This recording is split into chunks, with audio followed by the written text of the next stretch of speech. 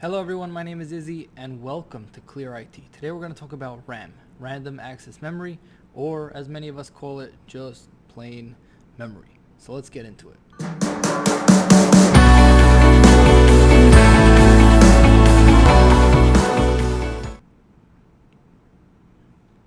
The first thing I want to mention is that this is the easiest part to upgrade in your computer. Many other components are not easily upgradable, but RAM in almost all circumstances is the easiest part, simplest upgrade that you can do. I like to call RAM the short-term memory. This is where data is stored short-term. When you unplug your computer, power it off, there is nothing saved in the RAM. There's nothing long-term, no long-term storage there. It is simply used to store data that's being used by the CPU and the other parts of the computer to make everything work. It's like your workbench. So the bigger the workbench you have, the more you can do, the more you can multitask and so on.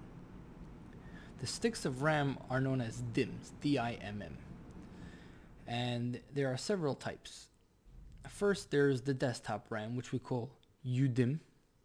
There's also server RAM, which we call RDIMM. The U and the R are for unregistered and registered.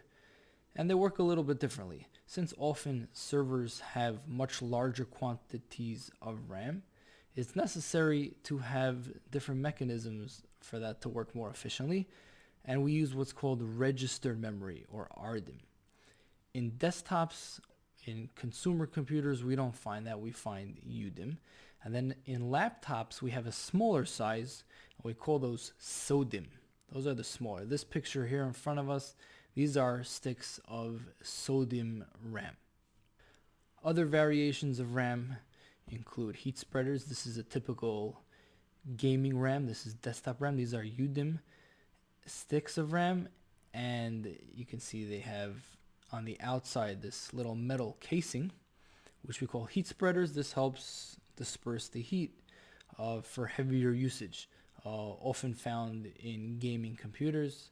They often light up, have colors, RGB, red, green, blue, and so on. Now, let's try to understand the different specs that RAM have. What makes one stick of RAM better than another one, for example? So the first thing is clock speeds. How fast, how many operations per second can the particular RAM handle?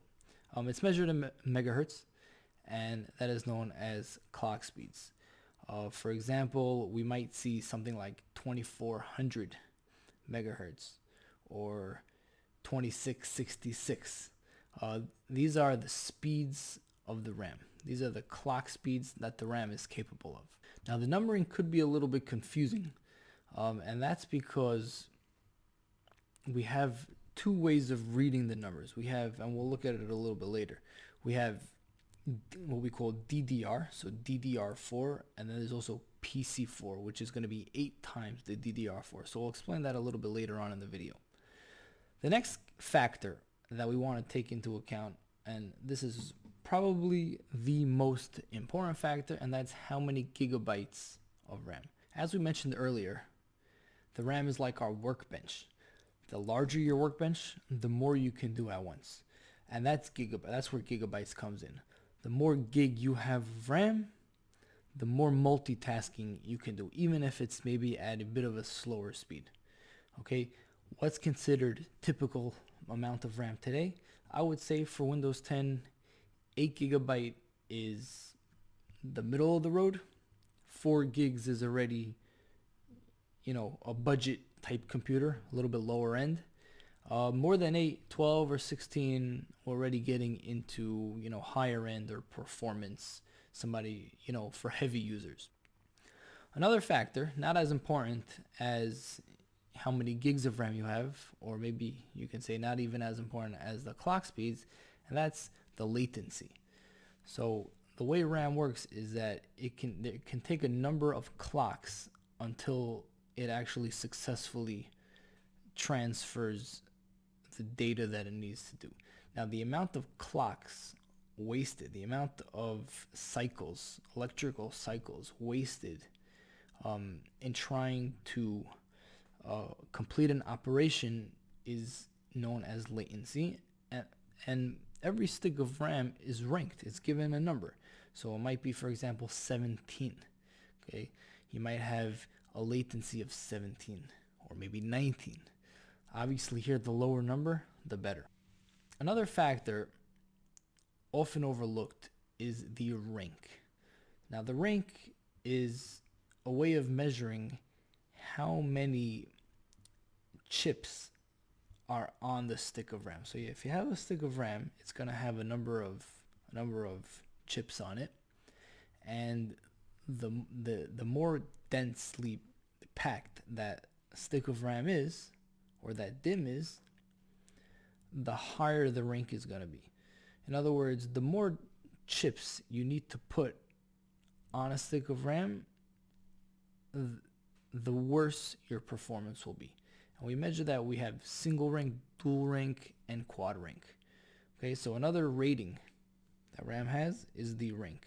Another feature found in RAM is buffered and unbuffered memory. So we said standard desktop RAM are called UDIMMs, and that's because it's unbuffered or unregistered. That's the same thing.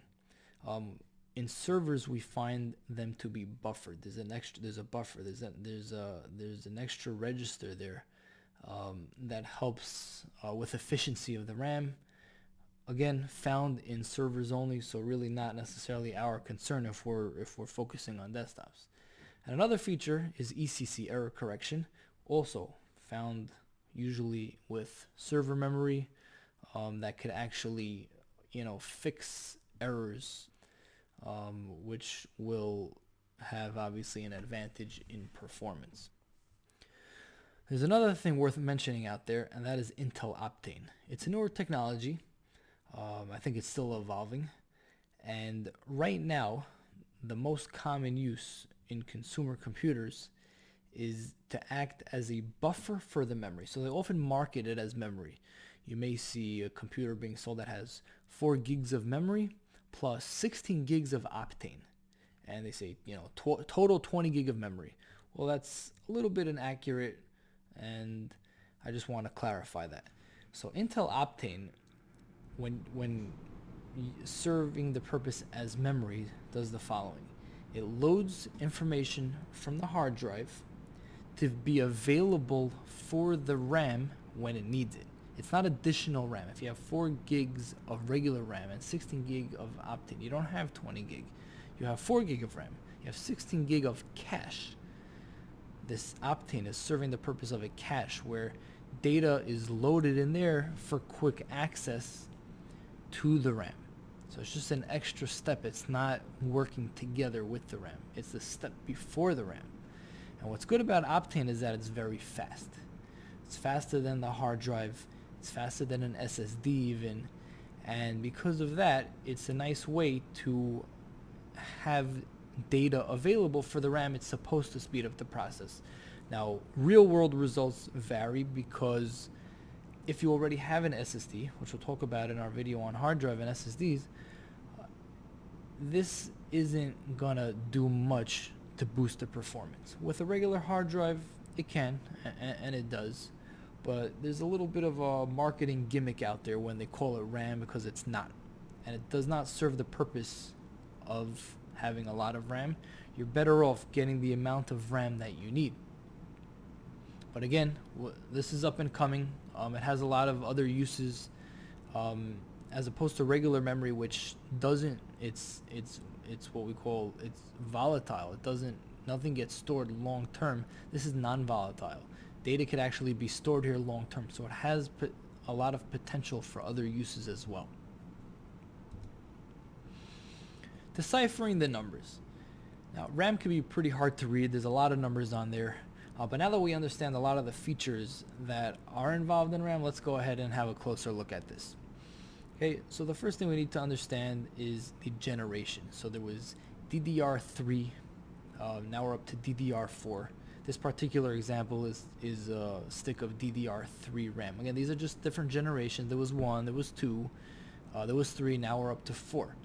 Now, DDR3 is still around. If you have a 6th generation i-series processor, you're using DDR3. DDR2 shouldn't be around really much anymore. If you have a computer with DDR2 RAM, it is quite old.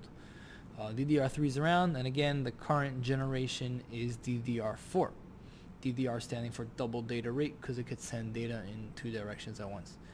Now, we also have a similar terminology we call PC4. So DDR3 goes along with PC3, DDR4 goes along with PC4. Now, what is DDR4? What are we measuring? We're measuring the speed of the RAM in megahertz. How many clock cycles, how many operations can be done in a second? And it might be something like 2400 or maybe 2666. These are example of DDR4 speeds.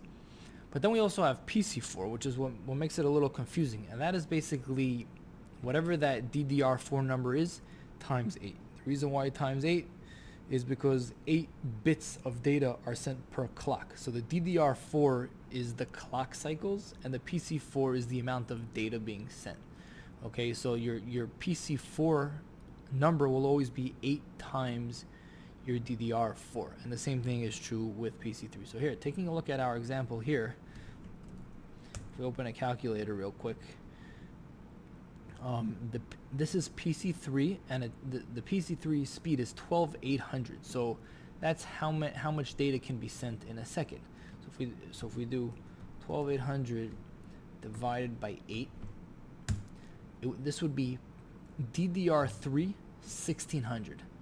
That would be the speed in megahertz. Okay, the same thing would be for DDR4. If you have, let's say, 2400, DDR4 is faster than DDR3, you do times 8 to get the PC4 number. Okay? So that is one factor. The other factor, of course, is how many gig of RAM it has. So here we can see that this is 4 gigabytes of RAM. Next we have the rank. So this would be considered single rank memory. Now the numbering on the rank is not that clear. It kind of depends on the vendor, but it might say something like, you know, X2 or X4 or X8, and you have to look up every vendor to see what rank it actually is. And we'll take a look at some real RAM in a minute. Now the next thing, if we jump over here, this is the latency. Okay, so we mentioned before that RAM has latency, a certain number of missed clock cycles. Okay, now DDR3, the latency was lower than it is with DDR4. So DDR3, you might see numbers like 11, 10, 9. DDR4, it might be something more like, you know, 17, 18, 19. So faster speeds, but more missed cycles. Okay, again, the lower the number here, the better that is. And these are the main numberings on RAM. So again, we have our gigabytes, our rank, the generation, PC3, PC4, our speeds, and then finally latency. These are the main numbers found on RAM. That's how to read RAM. Now, just to mention, there is a little notch in the RAM, which is not in the center of the stick of RAM. This notch has moved in every generation of RAM. So if you have a motherboard that fits DDR4 RAM, it will have a space for the notch wherever the DDR4 notch is. The DDR3 stick won't fit in. So there's no making mistakes, there's no putting it in backwards, there's no putting in the wrong generation. It's not gonna go. It's just not gonna fit.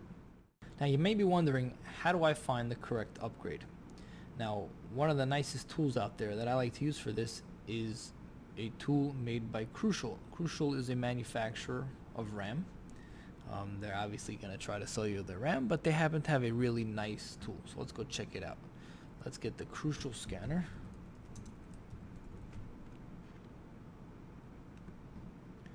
Okay, this is it. What we would do is we would agree to the terms, scan my computer.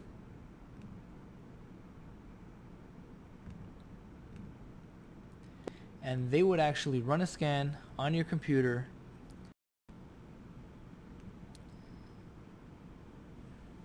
see what kind of upgrades are available, how many slots you have, how many DIMMs. DIMMs are the actual slots on the motherboard. Do you have 1, 2, maybe 4, maybe more? And of course, how how big can they be? Can you put 4 gig sticks of RAM, 8 gig, 16, the maximum amount of supported RAM? So this is a great tool, nice easy way to find the appropriate upgrades. Here are the results of the scan on my laptop that I'm using. You can see that I have 2 slots for RAM, currently being filled by 2 8 gig sticks, and they're telling me that if you want to upgrade, you'd have to remove the current ones and put larger ones, 16s. And then they tell me, here, check it out, go buy these. Okay. Another way, of course, is you could just put in your model.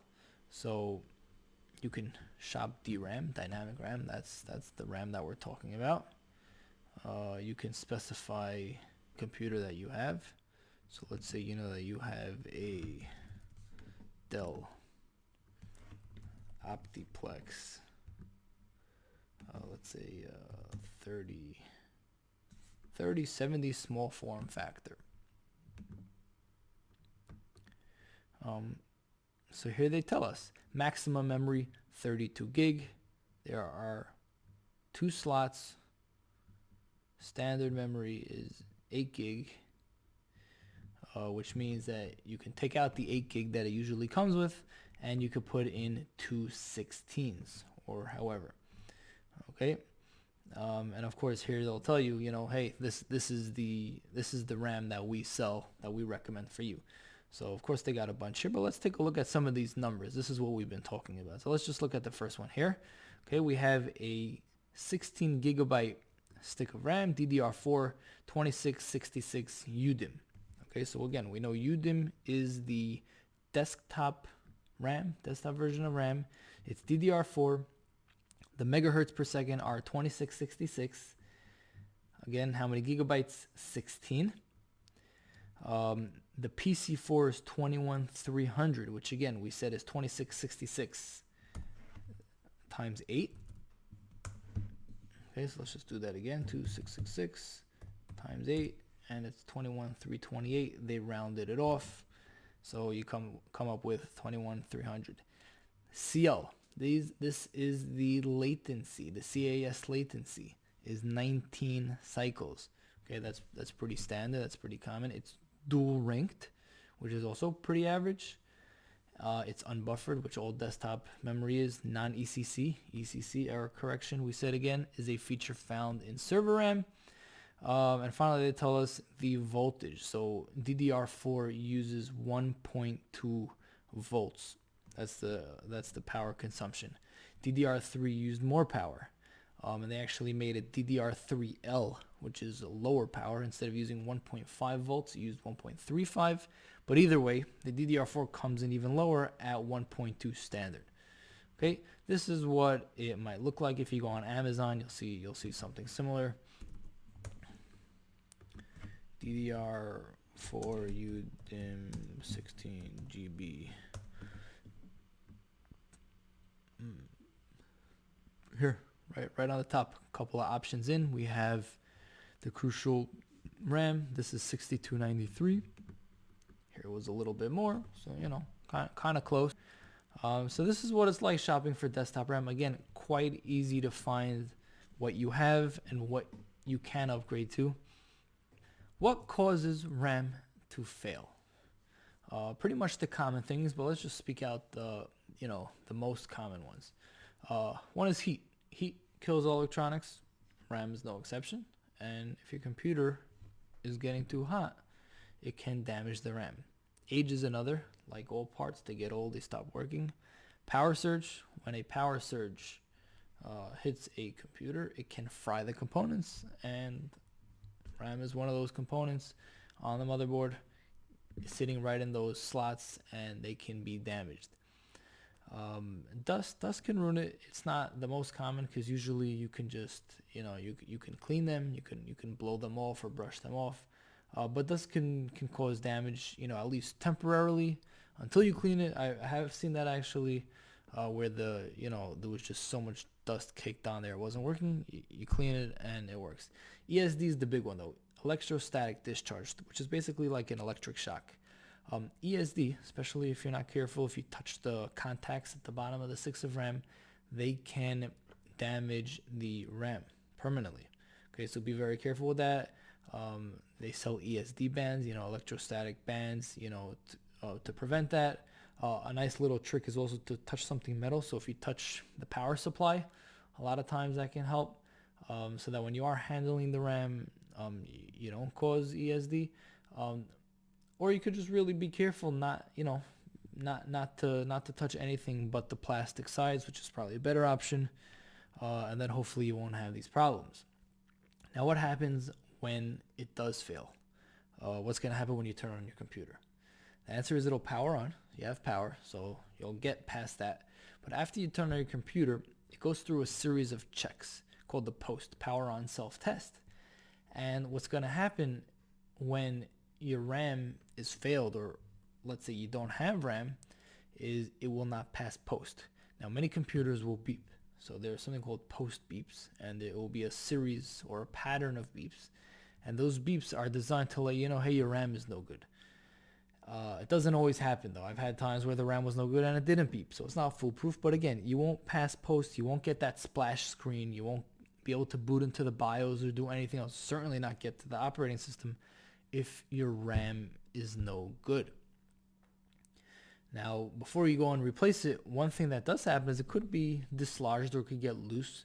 The first step should always be to reseat the RAM. So you'll unplug your computer. You'll make sure there's no power or whatever. You'll take it out. You'll simply stick it back in. Make sure it's in good before you go on to replacing the RAM. How do you upgrade RAM? So on desktops, the way that works is you have these little tabs. Okay, so on the motherboard, you'll have these DIMMs, these places where you could click the sticks of RAM into them. You'll have to open the tabs. Okay, so the little tabs, you pop them out, and then you could take the stick of RAM out. We mentioned there's a little notch. Okay, so again, it's got to fit. That's got to line up. You got to put it the right way. And then you just push down. You push down on both corners, or maybe one at a time, until they click in place. That's all there is to it. So you have these little release tabs to get it out. You stick it in, you pop it in, and you're good to go. Again, the easiest upgrade you can possibly do. And again, especially if you're doing a lot of multitasking, it's the way to go. Laptop RAM's a little different. They have these little metal tabs that come out, and the RAM kind of pops up a little bit. You slide it out, and again, take the new one. They're smaller, but they still have the notch. Same story. Stick it in. You'll press it down. It'll kind of click back in to those metal notches, and you are good to go. That's all there is to it. So this is the basic overview of how RAM works, the main features, the main specs that we look for in the RAM, how to find the right RAM for you, and how to upgrade it. Thank you so much for watching. See you in the next video.